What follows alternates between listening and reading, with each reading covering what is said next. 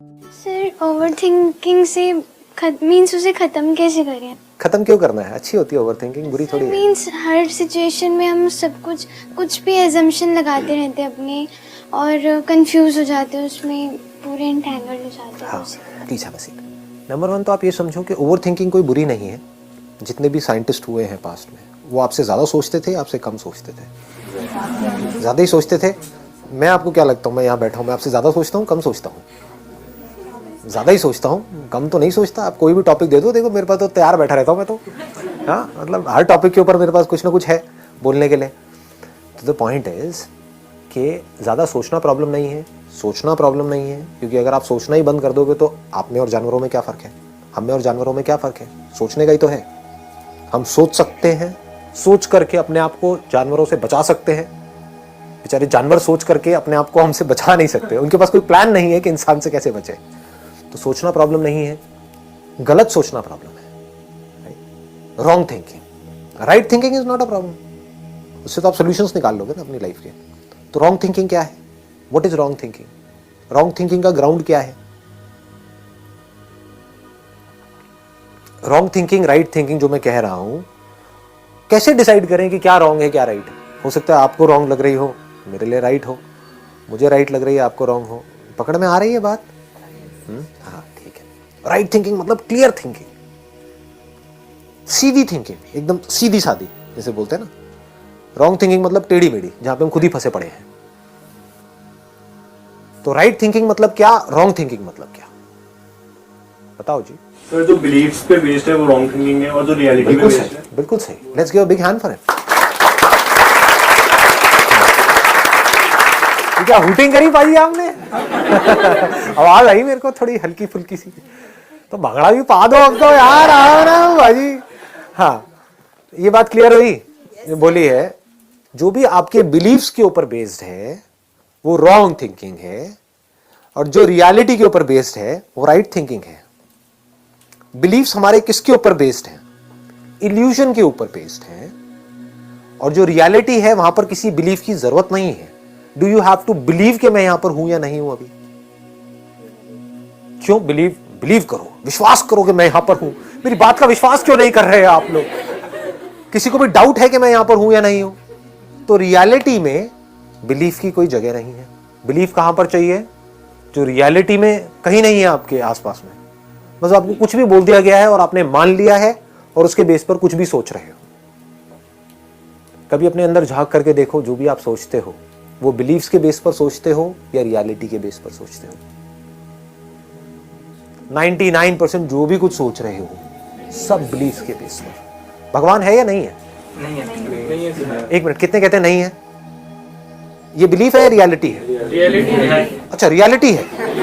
वाह जी वाह, आपने तो सीधा ही स्टेटमेंट दे दी कि भगवान नहीं है। अच्छा, मैं कहता हूं है। करो चैलेंज, कैसे करोगे? और जो कह रहे हैं है, वो बिलीफ है रियलिटी है? बिलीफ है। क्यों? क्योंकि मैं कह रहा हूं कि नहीं है। करो प्रूफ। है आपके पास कोई फोटो वोटो है? दिखाओ, प्रूफ करो। कैसे प्रूफ करोगे? तो रियलिटी के बेस पर अगर हम सोचें तो हमारा माइंड क्लियर हो जाता है, चीजों को हम देख सकते हैं, समझ सकते हैं, कंफ्यूजन्स नहीं होते ऐसे माइंड में। ऐसे माइंड में अंदर कॉन्फ्लिक्ट्स नहीं होते हैं।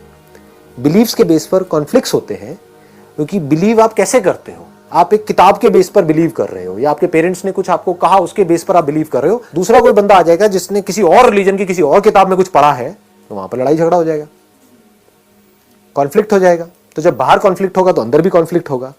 कॉन्फ्लिक्ट वाले माइंड को ही प्रॉब्लमैटिक माइंड बोलते हैं।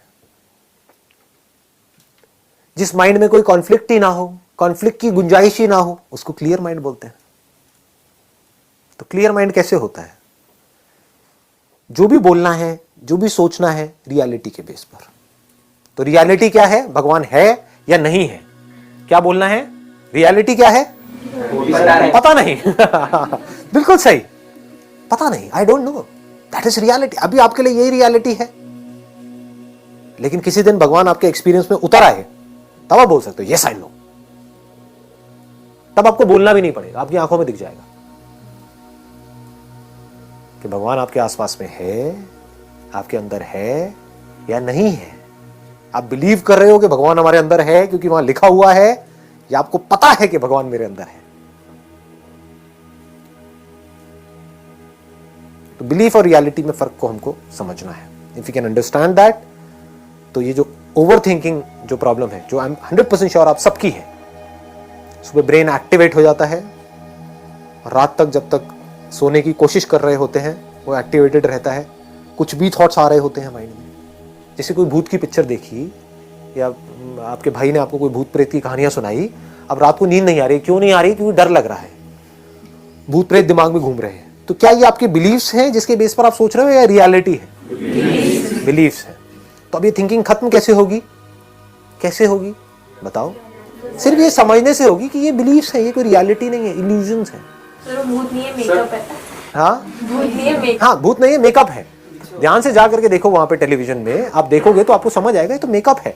ऐसी भूत तो मैं भी बन सकती हूँ, उससे बेटर बन सकती हूँ. इनफैक्ट मुझे तो मेकअप की भी जरूरत नहीं.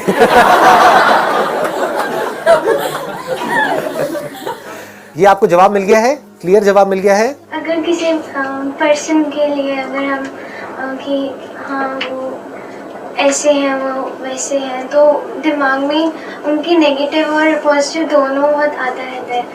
तो उसको कैसे करें कि वो सच में ऐसे हैं या वो ऐसे दिखा रहे हैं? कि हमारे माइंड में एक कंफ्यूजन रहती है, एक कॉन्फ्लिक्ट चलता रहता है कि वो जो पर्सन हमारे साथ में है वो ऐसे हैं या वैसे हैं. ऐसे वैसे मतलब अच्छे हैं या बुरे हैं. तो वो अच्छे भी हैं और बुरे भी हैं. दुनिया में ऐसा कोई नहीं है जो सिर्फ अच्छा हो या सिर्फ बुरा हो. बुरे से बुरे में भी अच्छाई होती है, अच्छे से अच्छे में भी बुराई होती है. लेकिन जिस बेस पर आप उनके बारे में अच्छा बुरा सोच रहे हो जरूरी नहीं है वो सच है. वो इल्यूजन भी तो हो सकता है ना. तो रियलिटी है या इल्यूजन है वो कैसे पता लगेगा? उनके साथ बैठ करके पता लगेगा. चाहे डायरेक्टली उनसे पूछो, चाहे इनडायरेक्टली पूछो, डिपेंडिंग अपॉन योर रिलेशनशिप. जैसे आज अगर मैं अपनी बात करूं तो मेरी और मेरी वाइफ की जो रिलेशनशिप है, अगर जरा सा भी कुछ मेरे को लगता है तो मैं सीधा जाकर के उससे पूछ लेता हूं कि मुझे ऐसा लग रहा है क्या. तो वो हंसने लग जाती है कि नहीं क्या लग रहा है. मुझे थोड़ी एक्चुअल में पता है कि वो अपने माइंड में क्या सोच रही है. तो मैं क्या करता हूं, जाकर के उससे पूछ लेता हूं, तो पता लग जाता है कि वो मेरा बिलीफ था या रियलिटी थी. तो माइंड में कभी भी चीजों को पड़े मत रहने दो. ये जो चीजें पड़ी रहती है ना, ये सड़ने लग जाती हैं टाइम के साथ साथ. किसी के लिए आपके दिल में कुछ बुरा है, कोई नफरत है, ये है वो, निकाल दो ना, उसको खत्म करो. बंदे को खत्म नहीं आया. एक मिनट, समझे मैंने क्या बोला? यही प्रॉब्लम है, आप कुछ और मत समझ जाना. खत्म करो मतलब उस बात को खत्म करो. या तो उससे बात करके उस प्रॉब्लम को सॉल्व करो, या फिर अगर बहुत ही ज्यादा किसी के लिए कोई खुंदक है तो कमरा अपना बंद करो जिस वक्त घर में कोई ना हो, और चीखो चिल्लाओ, ये करो वो करो, कुछ भी. 2-4 कांच के ग्लास ले लो, तोड़ दो ऐसे करके, बाद में उसको साफ कर दो, थोड़ा खून वून भी निकल आएगा तो यार रिलैक्स हो जाओगे. तो अंदर की जो भी भड़ास है वो निकाल दो. मतलब उसको दबा करके मत रखो अपने अंदर. किसी के लिए भी अगर आपके मन में किसी भी तरह की कोई बुरी फीलिंग है, कोई बुरा थॉट है, कोई किसी को नुकसान पहुंचाने की चाह है, तो समझ जाओ आप खुश नहीं रह सकते. उसका कुछ नहीं जाएगा. मतलब आपको अपने माइंड को क्लियर करना है, पहले ये समझ लो. ये हम बड़ी गलती करते हैं. हम क्या कर रहे हैं, हम उसको कन्विंस करने की कोशिश कर रहे हैं. हो सकता है आपकी किसी के साथ लड़ाई हो, लेकिन वो एंड तक आपसे लड़ता ही रहे, मरते दम तक आपसे नाराज ही रहे. आपने कोई गलती कर दी, आप उससे माफी मांग रहे हो, लेकिन फिर भी वो आपको माफ नहीं कर रहा है. तो आपको अपने माइंड को क्लियर करना है, आपको अपने आप को माफ करना है कि I am just a human being, मेरे से कोई गलती हुई और मैंने खुद को माफ कर दिया. अब उसने नहीं किया तो वो उसकी प्रॉब्लम है, वो मरेगा पूरी जिंदगी के लिए, वो सड़ेगा अंदर ही अंदर. इसको सड़ना बोलते हैं, अंदर ही अंदर. कोई आपसे जेलसी कर रहा है तो आपको वहां पर उसके माइंड को क्लियर नहीं करना है कि वो आपसे जेलसी ना करे. उसको आप कैसे क्लियर करोगे? आपको अपने माइंड को क्लियर करना है कि मेरे अंदर जेलसी पैदा ना हो. कोई अगर अपने आप को आपसे कंपेयर कर रहा है तो कोई बात नहीं, करने दो, उसकी अपनी प्रॉब्लम है. आपको खुद को किसी से अपने आप को कंपेयर नहीं करना है. जहां आप कंपेयर करते हो वहीं आप फंस जाते हो. या तो आपकी ईगो बढ़ेगी, या अपने आप को नीचे गिराया तो आपकी सेल्फ एस्टीम की धज्जियां उड़ जाएंगी. तो ना अपने आप को किसी से कम समझना है, ना ज्यादा समझना है. ये बात पकड़ में आ गई है ना. ये कुछ बेसिक्स है लाइफ के. अगर ये हम समझ पाए ना और इस तरह से चल पाए, मतलब अल्टीमेट गोल क्या है यहां से, इफ यू रियली वांट. एक है आपने सिर्फ पूछने के लिए पूछा है कि मैं अपनी ओवर थिंकिंग को कंट्रोल कैसे करूं, क्योंकि ये कोई छोटा सवाल नहीं है. If you really mean it, क्योंकि इससे बड़ी कोई चीज है नहीं लाइफ में. इसकी वैल्यू क्या है? आपके जो अंदर की दुनिया है वो बिल्कुल क्लियर हो जाए, इसी को तो खुशी कहते हैं। और खुशी क्या है? बाहर चिल्लर पिल्लर मिल जाएगी, वो खुश, उससे खुश हो गया। समझे? आपने कहा किसी से कंपैरिजन नहीं करना चाहिए हमें, ऐसे क्यों सर? करो कंपैरिजन, करो और फिर देखो अंदर क्या होता है, तो धीरे धीरे समझ आएगा। नहीं, I am not joking, seriously समझो। आप कह रहे हो कंपैरिजन करना चाहिए नहीं करना चाहिए, तो मैं कह रहा हूँ I may be wrong, I may be right. तो कंपैरिजन करो और अपने अंदर झांक करके देखो क्या होता है, आपकी माइंड की कंडीशन क्या होती है। नहीं, अगर हम किसी बंदे को कुछ देखेंगे नहीं तो समझेंगे नहीं वो क्या कर रहा है क्या नहीं। तो आप कंपेयर थोड़ी कर रहे हो, आप तो सीख रहे हो। Is learning comparison? आप अपने आप को मेरे से कंपेयर कर रहे हो या मेरे से कुछ सीख रहे हो? हाँ, अगर कंपेयर करोगे तो अपनी धज्जियां उड़ा लो। समझ गए? हाँ, कि ये बंदा कहाँ है, मैं कहाँ हूं, ये व्हाटएवर। सीख रहे हो तो चाहे इससे सीखो चाहे गली में किसी भिखारी से सीखो, उसमें कंपैरिजन की क्या जरूरत है? सर हम नहीं करते सर, पेरेंट्स करते। करने दो। अभी मैंने क्या कहा यहाँ पर, ये बात समझ आई कि आपको अपने माइंड को ठीक रखना है, अपने पेरेंट्स के माइंड को नहीं। आपके पेरेंट्स अपने माइंड को ठीक रखना चाहते हैं या नहीं चाहते, ये उनकी प्रॉब्लम है। मैंने इतनी सारी बातें आप लोगों से करी, लेकिन इन बातों की इंपॉर्टेंस और इसकी डेप्थ आप देख पाते हो या नहीं देख पाते हो, ये आपकी प्रॉब्लम है, मेरी नहीं है। मेरा जो काम था मैंने सिंसियरली कर दिया है, आगे आपका काम है।